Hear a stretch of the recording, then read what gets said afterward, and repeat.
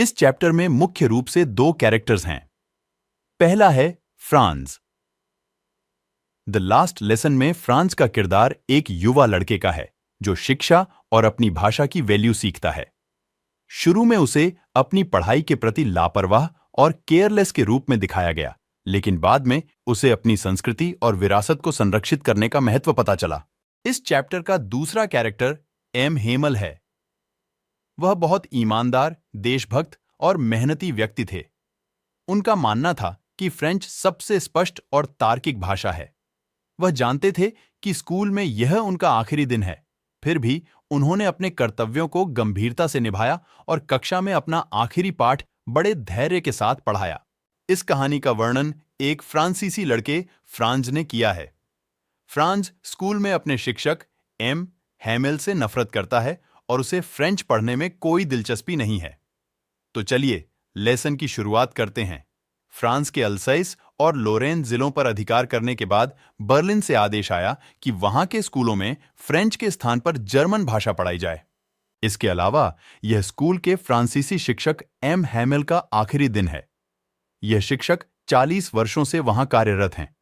इसके अलावा शिक्षक में देशभक्ति की भावना होती है, वह भी दुख और दुख से भरा हुआ है। एम हेमेल ने अपनी सबसे अच्छी पोशाक पहनी हुई थी। उसका सुंदर हरा कोट, उसकी झालरदार शर्ट और उसकी छोटी काली रेशम टोपी, सभी कढ़ाई वाली। पूरा स्कूल बड़ा अजीब और गंभीर लग रहा था। पिछली बेंचों पर, जो हमेशा खाली रहती थीं, गांव के बुजुर्ग एम हेमेल के प्रति अपना सम्मान और आभार व्यक्त करने के लिए चुपचाप बैठे थे। इस आदेश से लोगों की अपने देश और अपनी मूल भाषा के प्रति भावनाओं में भी बड़ा परिवर्तन आया। आमतौर पर जब स्कूल शुरू होता था तो खूब हंगामा होता था, जिसे सड़क पर भी सुना जा सकता था। लेकिन उस दिन सब कुछ बहुत शांत था। सब कुछ रविवार की सुबह जैसा शांत था। डेस्क खुलने बंद होने की आवाज भी नहीं आ रही थी। उसके सहपाठी पहले से ही अपनी जगह पर थे। शिक्षक की बड़ी छड़ी टेबल पर नॉकिंग करने के बजाय एम हेमेल की आर्म के नीचे थी। गांव के लोग भी उनका आदर और सम्मान करने के लिए उनके लास्ट लेसन में शामिल होते हैं। गांव के लोगों को इस बात का अफसोस और दुख है कि उन्होंने बचपन में अपनी मातृभाषा नहीं सीखी। फ्रांज को तब आश्चर्य हुआ जब उसे पता चला कि यह फ्रेंच भाषा में उसका आखिरी लेसन था। वह आश्चर्यचकित है क्योंकि वह फ्रेंच नहीं जानता है। इसके अलावा लास्ट लेसन के बारे में जानने के बाद उसे अचानक फ्रेंच सीखने में रुचि हो जाती है। इसके अलावा वह सावधानीपूर्वक ध्यान देता है और इस आखिरी दिन सिखाई गई हर चीज सीखता है। तुरंत उसे शिक्षक एम हेमेल पर प्यार आता है। उसके मन में उनके प्रति नफरत का भाव अचानक खत्म हो गया। इसके अलावा फ्रांज के मन में अपने शिक्षक की कड़ी मेहनत और ईमानदारी के प्रति सम्मान विकसित होता है। फ्रांज अपना पाठ सुनाने में असमर्थ होने के कारण दुखी और शर्मिंदा है। हेमेल बताते हैं कि वे सभी दोषी हैं क्योंकि इन लोगों में सीखने की कमी थी, और तो और वह इस गलती में खुद को भी शामिल कर लेता है। हेमेल खुद को दोषी मानते हैं क्योंकि उन्हें लगता है कि उन्होंने अपने बच्चों को पूरी ईमानदारी से नहीं पढ़ाया। उनकी देशभक्ति फ्रेंच भाषा की तारीफ करते हैं। उनका कहना है कि फ्रेंच भाषा दुनिया की सबसे तार्किक और खूबसूरत भाषा है।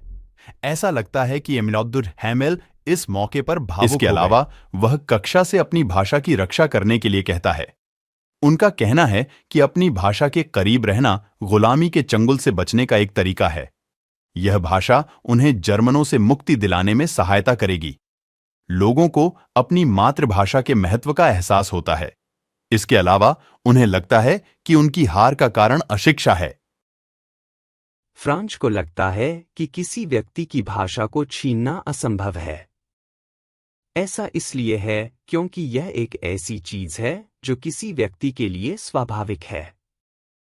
इसका मतलब यह है कि विपक्ष चाहे कितनी भी कोशिश कर ले, वह किसी की भी भाषा को हटाने में असफल रहेगा। लास्ट लेसन का सारांश किसी भी कम्युनिटी के लिए किसी की भाषा के महत्व को दर्शाता है और इसे संरक्षित करना क्यों महत्वपूर्ण है। दोस्तों, चैप्टर हो गया फिनिश। नोटिस करने वाली बात यह है की जो न्यूज़ आई थी कि फ्रांस के 2 डिस्ट्रिक्ट जिन पर जर्मनी ने कब्जा कर लिया था, इस तरह की न्यूज़ बुलेटिन बोर्ड पर आया करती थी। यह इसलिए बता रहे हैं क्योंकि क्वेश्चन आता है कि वहाँ के लोगों को यह न्यूज़ कैसे पता चली कि अब इन दोनों जिलों में फ्रेंच लैंग्वेज को नहीं पढ़ाया जाएगा और जर्मन भाषा पढ़ाई जाएगी। दोस्तों, इस तरह से हमारा चैप्टर हो गया फिनिश। आपको चैप्टर कैसा लगा? अच्छा लगा तो वीडियो को लाइक कीजिए और चैनल को सब्सक्राइब कीजिए।